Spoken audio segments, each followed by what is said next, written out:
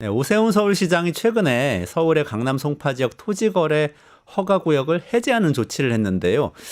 이 이야기 관련해서 부동산 시장 전망 어떻게 되는지 김재경 투미부동산 컨설팅 소장님, 그리고 시장을 이기는 부동산 투자원칙 저 책의 저자님이시기도 한데요. 모시고 말씀 들어보겠습니다. 안녕하세요. 네, 어서 오세요. 반갑습니다. 네, 저희 끝내주는 경제는 처음 오셨는데 네. 잘 부탁드립니다. 네, 저 역시 초대해 주셔서 영광입니다. 예, 네. 일단 그 본론으로 바로 들어가서요. 오세훈 시장이 발표한 그 토지거래 허가구역 해제.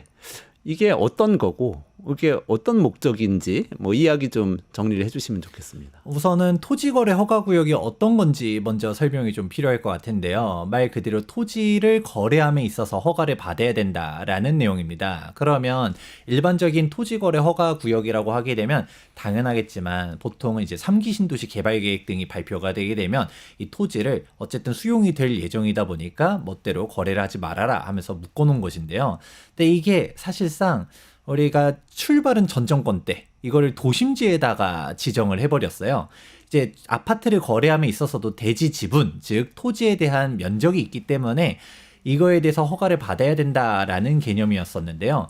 근데 이런 식으로 토지거래 허가구역을 묶여놓게 되면 아무래도 가격이 이제 늘려지는 효과가 나옵니다. 이제 거래를 할에 있어서도 거래 제약들이 등장하죠. 우선 대표적으로는 실사용 목적으로만 매수를 해야 된다. 즉 실거주를 해야 되는 것이고요. 그렇다 보니까 일명 갭 투자, 전세를 끼고 거래를 하는 사항이 이제 금지가 되는 것이고요. 그렇다 보니 이제 매매 금액이 예를 들어 20억이다, 30억이다라고 하게 되면 현금이 다 필요하다든가 아니면 전세를 끼게 되면 아무래도 그만큼의 대출 이자 부담이 적었을 것을 이거를 내가 풀로 대출을 받다 보니까 이런 이자 부담 그리고 DSR 규제까지 겹치다 보니까 대출 한도도 많이 안 나오다 보니 매수가 조금 지연되는 아무래도 매수 수요를 좀 억제시키는 효과들이 있었고요. 그리고 또 대표적으로는 이제 다주택자는 매수가 금지입니다. 원칙적으로는 무주택자가 매수를 할 수 있고 1주택자는 처분 조건부로 살 수 있다 보니까 매수자들이 이제 쉽게 거래를 못하게 되는 효과를 주는 게 바로 토지거래 허가 구역이었습니다. 근데 이런 사항을 이번에 해제를 한 것이거든요. 그러니까 해제한 이유는 다들 이미 짐작하고 계시겠지만 대선 목표를 두고서 푼 거라는 게 중론이긴 합니다. 왜냐하면 2024년도 8월 달까지만 한다 하더라도 당시 서울 부동산 가격이 워낙 치솟다 보니까 오세훈 서울시장이 직접 강남 3구랑 용산구 전역으로 토지거래 허가구역을 확대할 수도 있다라고 하면서 발언까지 했었는데요.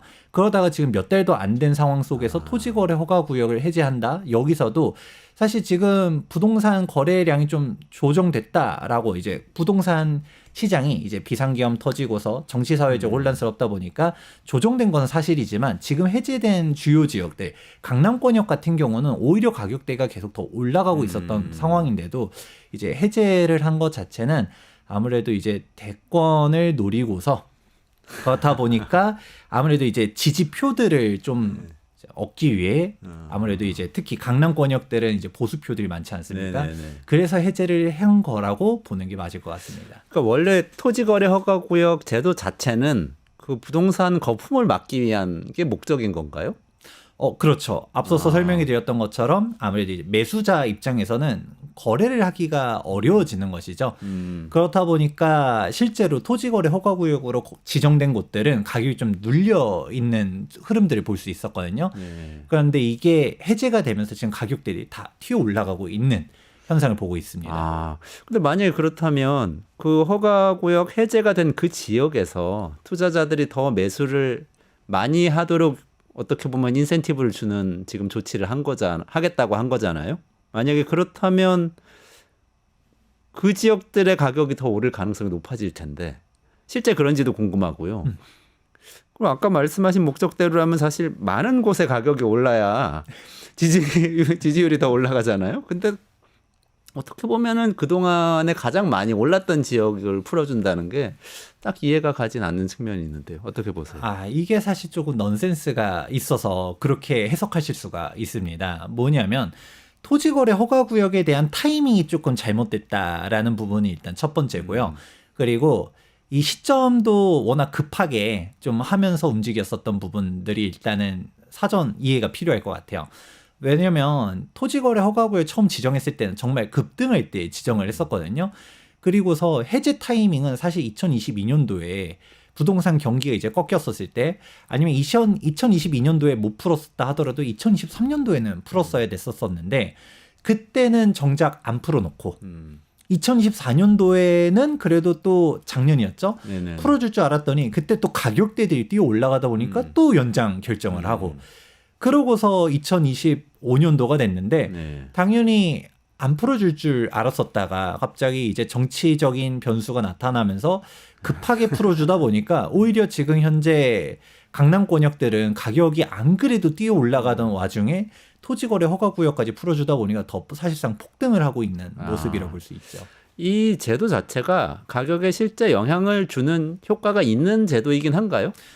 그렇죠. 말 그대로 이제 가격을 억누르는 효과가 있다 보니까 이제 가격 안정이라고 말하기 조금 애매하지만 가격을 사실상 누르는 효과는 있었었죠. 하지만 문제는 일명 풍선 효과라고 말하잖아요.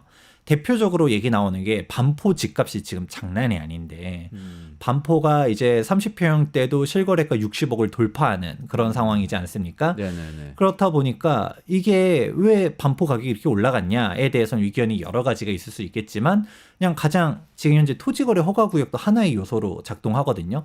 압구정을 토지거래 허가구역을 눌러놨다 보니까 네. 사람들이 압구정이 지금 가격이 오히려 저평가라는 얘기를 듣고 있습니다. 압구정 30평형대가 지금 50억 초중반 정도 형성되고 있는데 지금 압구정 가격이 이 가격이면 당연히 압구정을 사야 되는 거 아니야? 라고 사람들이 생각하지만 네. 여기는 지방 사람들 입장에선 매수가 불가능하죠. 실거주를 못하니까. 네네네. 일명 갭 투자도 안 되죠. 그리고 만약에 돈이 있고 내가 무주택인데 살 수 있다 하더라도 그 오래된 아파트에 살기가 솔직히 좀 어렵잖아요. 네네네. 그런 사람들 입장에서는 그럼 반포를 사야겠네. 라는 식으로 오히려 압구정은 눌림 효과가 있는 게 맞는데 네. 압구정을 눌러놓으니까 그 수요가 토지거래 허가구역이 아닌 데로 퍼지다 보니 근처에 있는 다른 곳으로요? 네 그렇다 보니까 반포 가격이 막 올라가서 그래서 우스갯소리로 반포에 누가 사는 거 아니냐. 아니 집값이 올라간다고 해서 지정한 거면 왜 반포는 지정 안 하냐라는 그냥 농담 반 진담 이번에 반. 해제구역에 네. 강남 서초만 포함된 거에 대한 이야기인가요? 그 더 전에 그 전에 이번에는 반포는 토지거래 지역을 허가구역을 풀어줬는데 토지거래 허가구역을 지정한 요건 자체가 집값 상승을 막기 위함이라고 명분을 내세웠으면 왜 반포는 지정 안 했냐라는 얘기가 나오는 것이죠. 그런데 이번에도 토지거래 허가구역 해제 대상이 압구정은 빠졌거든요. 네네. 정비사업 지역들은 빠졌습니다. 그렇다 보니까 사실 지금 오 시장이 아까 대권 생각하면서 조금 지지 세력 결집을 위해서 풀어준 거다라는 얘기들이 있지만 정작 그 와중에서도 막상 재개발 재건축 소유자들 같은 경우는 지금 볼멘 소리들이 좀 많은 게 사실이기도 합니다. 그러니까요. 게다가 이 사실은 작년 하반기 정도부터 계속 들려오는 얘기는 이런 거였거든요. 서울의 예를 들면 강북 지역 같은 경우에도 신규 아파트 분양해가지고 이렇게 입주할 시점이 돼서 전세도 안 들어오고 매매도 안 돼가지고 입주할 분들의 이 지금 잔금 치르기도 어려울 지경인데 게다가 대출도 쪼여져 있는 상태라서 정말 오도 가도 못하는 상태다. 이런 뉴스도 많이 나왔었어요. 그럼 이제 강북에 뭔가 조치를 해야 될 것 같은데 강남 송파만 이렇게 풀어주면 격차가 더 커지는 거 아닌가요? 이거는 약간 조금 오해가 있으신 것 같은데 토지거래 허가구역 해제에 대한 가장 대표적인 지역이 강남권역이라서 그렇지 강북은 애초에 재개발 지역들은 이제 신속통합계획이라든가 토지거래 허가구역으로 지정된 곳들이 있기는 합니다. 근데 재개발 지역이 아니다라고 하게 되면 강북은 토지거래 허가구역 자체 지정된 게 없습니다. 그래서 이번에 왜 강남만 풀어줘 강북 안 풀어줘가 아니라 강북은 애초에 지정된 게 없었는데 강남이 이번에 풀리면서 가격 상승을 일단은 시발점이 되었고 이게 지금 뜨겁게 잠실 이상 권역들이 다 뛰어 올라가고 있다. 지금 얼마나 오르고 있나요? 단적으로 구체적인 수치를 한번 말씀드리도록 하자면 지금 잠실에서 대표적으로 일명 엘리트라고 말하거든요. 엘스, 리센츠, 트리지움 이 아파트 단지들이 토지거래 허가구역으로 묶여 있을 때, 즉 2025년도 2월 12일에 토지거래 허가구역 해제를 발표하기 직전까지만 하더라도 동호수에 따라서 27억에서 28억 정도의 거래가 되었습니다. 근데 지금은 30억 돌파는 물론 지금 엘리트 중에서 33억에 거래했다는 얘기들도 돌고 있거든요. 앉은 자리에 사실상 5억이 뛰어 올랐다라고 볼 수 있는 것이고 잠실 이렇게 올라가다 보니까 대치동 같은 경우도 가만히 있을 수가 없죠. 대치동이 그전에는 이제 30억대에서 거래되다가 최근에 레미안 대치 팰리스가 40억 실거래가를 찍었다라는 이제 소식도 들려오고 있습니다. 뭐 5억 원, 7억 원, 어떤 경우에는 뭐 10억까지도 이 정책 변화 때문에 한 번에 뛰어오르고 이런 변화가 생기고 있다는 말씀이시네요. 거래가 실제 되고 있는 가격인가요?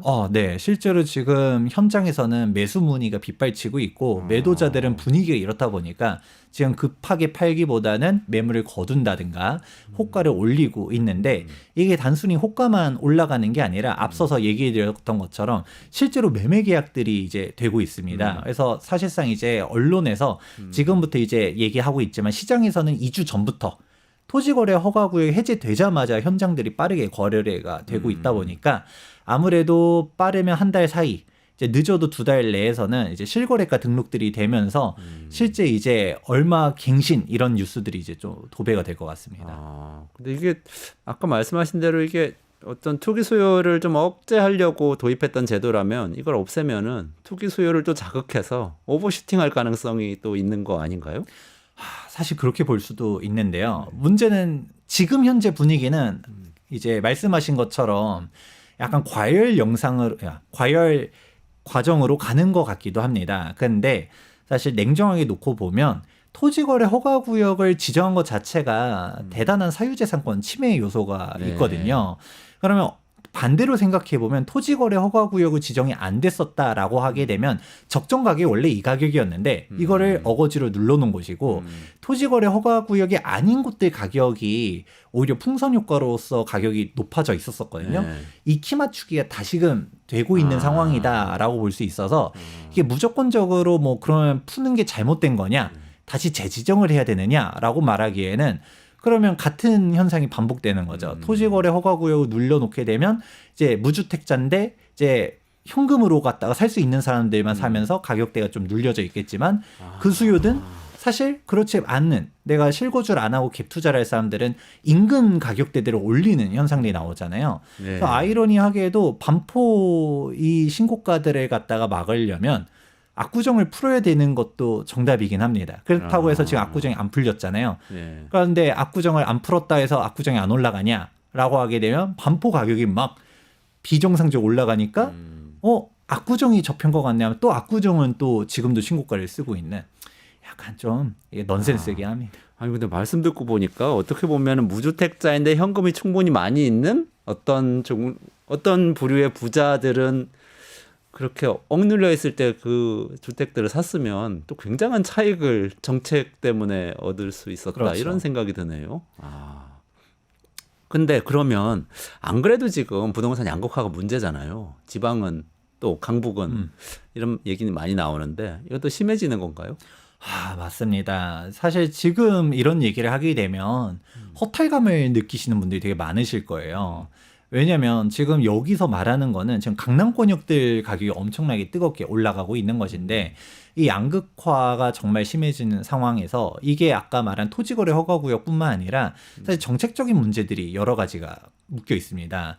예를 들어서 대표적으로 내가 뭔가 추가 주택을 취득하고 싶다 하더라도 취득세 때문에 안 돼요. 내가 조정 대상 지역 내 두 번째 주택을 살려고 하면 8.4%, 세 번째 주택을 취득하려고 하면 12.4% 취득세 중과세율이 있다 보니까 애초에 다주택이 될 수 없는 구조고, 그리고 양도소득세도 지금은 한시적 중과 유예를 2026년도 5월 9일까지 한시적으로 유예를 하긴 했었지만 사실 이제 2주택자면 중과세율이 20%, 3주택이면 30% 중과세율이 또 붙고요. 또 마지막으로는 종합부동산세 역시도 다주택자면 중과세율이 붙다 보니까 애초에 한 채로 재편할 수밖에 없게끔 유도하고 있습니다. 그럼 이게 뭐가 문제냐라고 할 수 있거든요. 왜냐하면 다주택자들이 주택수를 줄여야 무주택자들이 내 집 마련할 수 있는 거라고 생각할 수도 있는데 문제는 다주택자의 주택을 정리할 때 당장 기자님 같아도 예를 들어 내가 반포에 집이 있고 마포에 집이 있고 그리고 김포에 집이 있어요. 어느 거 먼저 팔 것 같나요? 그러면 김포 집을 팔 것 같은데요. 그렇죠. 김포 먼저 정리하게 되고 또 줄여야 되겠다. 그러면 마포, 뭐 반포 이런 순서가 될 것 같아요. 이게 뭐 사실 이거 어쩔 뭐 거기 수밖에 사는 없는 분들을 게 뭐 비하하는 건 그렇죠. 아니지만 내 재산이라고 생각하면 네. 그렇죠, 아무래도. 나도 네. 이제 지키려고 해서 최대한 좋은 거를 지킬 수밖에 네. 없는 게 세금 구조 자체가 그렇게 세팅이 돼 있다 보니까 그러니까 결국은 매물은 잠겨져 있는데 들어오고 싶은 사람들 그러면 이걸 내가 싹 다 팔고서 어디를 갈까? 지금은 애초에 반포를 가지고 있다고 전제를 해놨지만 내가 서울에서도 뭐 반포는 안 가지고 있지만 강북이 여러 차례 가지고 있었다. 그럼 차라리 싹 팔고서 반포로 갈까? 아니면 지방이 여러 차례 가지고 있어도 세금 규제가 많으니까 이걸 다 정리하고 서울로 투자를 할까? 라는 니즈가 있을 수밖에 없습니다. 그렇다 보니까 상대적으로 매도 쪽 포지션에 있는 지방들은 점점점 어려워지고 서울로 사람들이 쏠리고 사실 서울 내에서도 지역별 양극화가 나타나고 이게 꼭 단순히 지역만 문제냐? 아파트와 비아파트 간의 양극화도 나오고 있습니다. 지금 뜨겁게 움직이고 있다 했지만 서울의 빌라 같은 경우는 찬바람이 정말 많이 돌고 있거든요. 지금 경매 건수 같은 경우도 비아파트들이 정말 쏟아집니다. 아파트가 아니라 빌라, 오피스텔, 상가 이런 부분들이 경매도 지금 역대급으로 나오고 있다 보니까 사실상 이런 다주택자 규제가 옳고 그르고는 뭐 각자 판단하시겠지만 이 현상 자체가 결국은 상급지, 똘똘한 한 채를 유도한다. 라고 이해하면 좋을 것 같습니다. 좀 생각해 볼 만한 대목이 있네요. 그러니까 토지거래 허가제도 이외에도 다주택자 규제 구조 자체가 이런 양극화를 초래한다 이런 말씀인데 마지막으로 요거 하나 더 여쭤볼게요. 오늘 정책에 대해서 해설해 주시니까 너무 재미있어서 상속세 완화가 지금 정치권에서 또 뜨거운 화두입니다. 될 것도 같아요. 이번에 어느 정도 완화되냐는 뭐 논란의 여지가 있지만 부동산 시장에 영향을 줄까요? 부동산 시장에도 영향을 주겠죠. 근데 이제 상속세 완화는 개인적으로는 이제 필요하다라고 생각은 합니다. 왜냐면 이제 상속세 문제 때문에라도 지금 사실 이 상속세율 이게 상증세법이라고 하잖아요. 상속세 및 증여세법인데 이 세율 구조 자체가 90년도 때부터 계속적으로 유지된 세율입니다. 그렇다 보니까 이제 예전에는 사실 이 세율 구조 자체가 부모님이 우리 애들한테 뭐 집 하나 사주려고 했었을 때도 해줄 수 있는 이제 자금으로 크게 부담 안 되는 세금 구조였었는데 지금 이 과세 표준은 그대로인 상태에서 인플레이션은 지금 몇 배가 뛰었다 보니까 사실상 뭐 지금 징여공제 5천만 원, 1억까지 세율 10% 가지고서는 뭐 전세 보증금도 안 되는 상황이죠.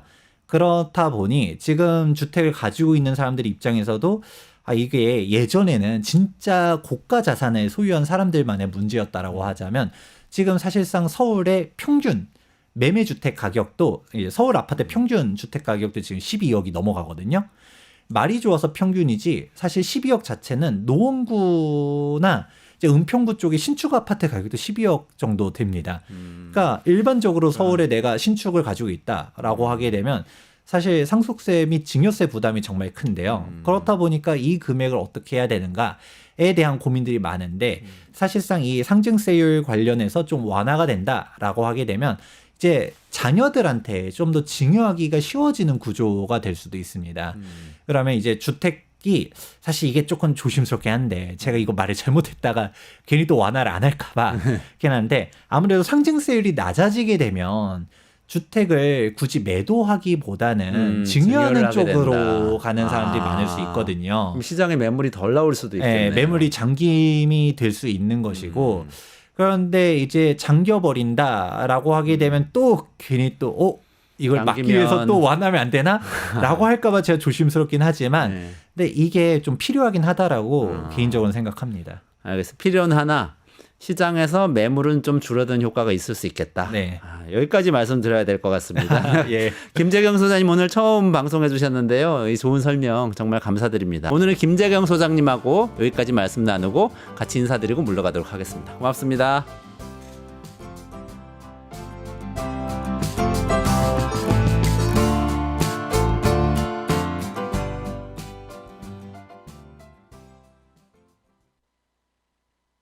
뉴스토마토가 12.3 내란을 막아낸 시민영웅 1000명 찾기 프로젝트를 진행합니다. 내란을 막고 탄핵 소추를 이뤄낸 시민영웅 1000명을 찾아내 대한민국 민주주의의 역사로 기록하고 시상해 본보기로 삼음으로써 민주주의를 더 널리 확산하기 위한 프로젝트입니다. 이 과정에 직접 참여했거나 참여자를 추천해 주실 분들은 아래 메일로 제보해 주세요. 많은 참여 바랍니다. 뉴스토마토와 함께 해주실 분들의 응원을 기다립니다.